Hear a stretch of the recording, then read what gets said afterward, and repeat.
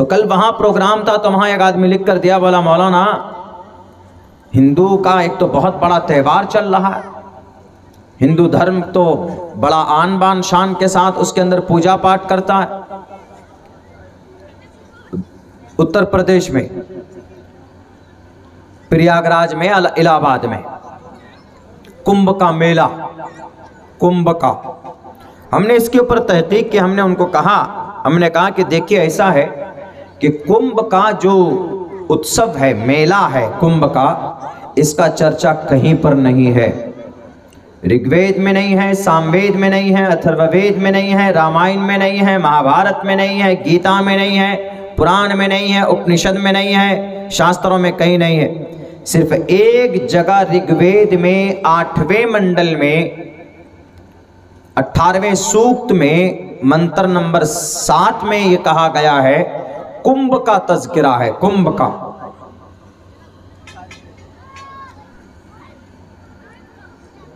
विविधा नवमिनी कुंभः, पूरा 3-4 लाइन का है। इसमें कुंभ का मतलब आता है कच्चा घड़ा। घड़ा होता है मट्टी का, तो उसको मट्टी से पहले बनाते हैं, फिर उसको आग में पकाते हैं, तो फिर पक्का बनता है। मट्टी का कोई भी सामान पहले उसको कच्चा बनाया जाता है, फिर वो बाद में उसको पकाते हैं। तो कुंभ का, कुंभ ये कच्चे मट्टी के घड़े को कहा जाता है। और इस मंत्र में यह कहा गया है कि इंद्रजीत, इंद्र किसको बोलते हैं? हिंदू धर्म में यह अकीदा है कि इंद्र उस देवता को बोला जाता है कि जो तमाम जलवायु, तमाम पानी का खुदा अगर कोई है तो वो इंद्र है।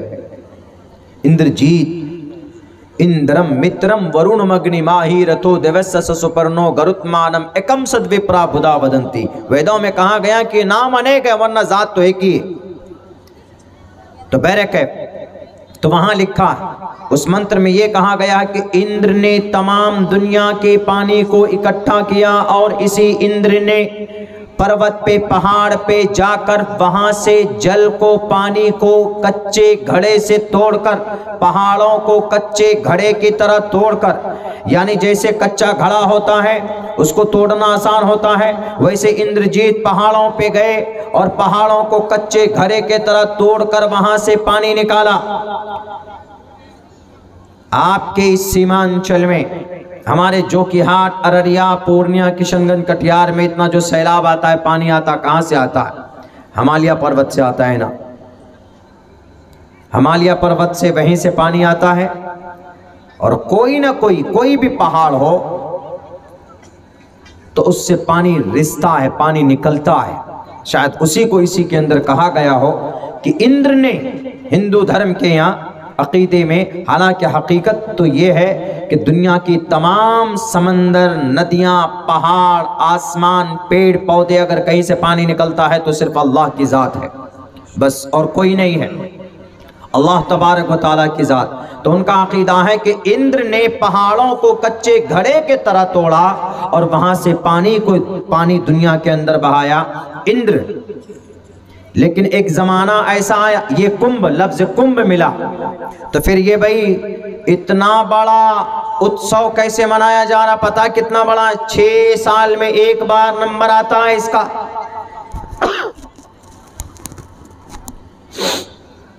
सन 2019 में इस उत्सव को, इस त्योहार को मनाने के लिए 4200 करोड़ रुपए आवंटित किया था। गवर्नमेंट ने इसका बजट दिया था, उत्तर प्रदेश की हुकूमत ने, वहां के सरकार।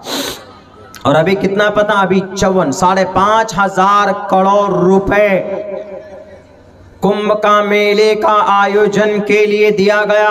और अभी और रिपोर्ट ये आ रही है कि 7,500 करोड़ रुपए कुंभ के मेले में देंगे उसकी तैयारी के लिए। उसकी तैयारी क्या है? कुंभ का मेला क्या है? ये उत्सव क्या है? कोई खास पूजा है? कोई पूजा नहीं है। सिर्फ वहां के गंगा नदी में जाकर नहाने से इंसान के पाप धुल जाते हैं। वाह भाई, ये तो फिर बहुत आसान है। किसी का मर्डर कर दो, कुंभ के मेले में जाकर पानी में नहा लो। किसी की बेटी की इज्जत लूट लो, कुंभ के मेले में जाकर पानी में नहा लो, बेईमानी कर लो, किसी की नाजायज जमीन पर कब्जा कर लो। और प्रयागराज के अंदर में कुंभ का मेले का आयोजन होगा, जाकर के डुबकी लगा लो। 30 दिन से 45 दिन रहता है ना, और जाकर 45 दिन वहीं पानी में खड़े हो जाओ। कोई भी गुनाह और पाप करके कहा जाता नहाने से आदमी का पाप बदन, वो पाप धुल जाता है, पाक हो जाता, पवित्र हो जाता। बिल्कुल गलत और गलत और गलत है। शास्त्रों में कहीं नहीं लिखा। शास्त्रों में कुंभ का लफ्ज कुंभ मेले के लिए भी इस्तेमाल नहीं हुआ है। शास्त्र में लफ्ज कुंभ में मेले में नहाने के लिए भी इस्तेमाल नहीं हुआ। कहा गया है कि पौराणिक कथाओं में, मतलब लोगों के किस्सा कहानियों में है ये बात, किसी धर्म शास्त्र में नहीं है। मैं आज पूरे 3 घंटे तक इसके ऊपर मैं ट्रेन में बैठकर रिसर्च किया, मैंने टोटल किताबें खंगाल डाली है। बिलाखिर ये बात कही गई, ऋग्वेद के इस मंत्र के नीचे कहा गया है कि दुनिया के किसी भी हिंदू धर्म ग्रंथ के अंदर नहीं लिखा हुआ है कि कहीं पर 5,000 साढ़े 5,000 करोड़ रुपए देकर गरीब और यतीम और मिस्कीन के हक में जो पैसे जाने चाहिए उनको न देकर यहाँ पर पानी में, वहाँ पर गंगा नदी में लाइट और तरह तरह के फजूल खर्ची करके आवाम के पैसों को बर्बाद किया जाए और उस मेले का आयोजन किया जाए, बिल्कुल ठीक नहीं है। ये 4 जगह पर ये कुंभ का मेले का आयोजन होता है। एक तो हरिद्वार, और दूसरा उज्जैन, तीसरा प्रयागराज, और चौथा ये नासिक के अंदर में। ये 4 ही जगह पर होता है। 5वीं जगह पर कुंभ का मेला आयोजन नहीं होता। इसके पीछे एक राज है, एक पौराणिक कथा, ये आदमियों का एक कहानी है, वरना शास्त्र में नहीं, न वेदों में है, न पुराण में है, न उपनिषद में है।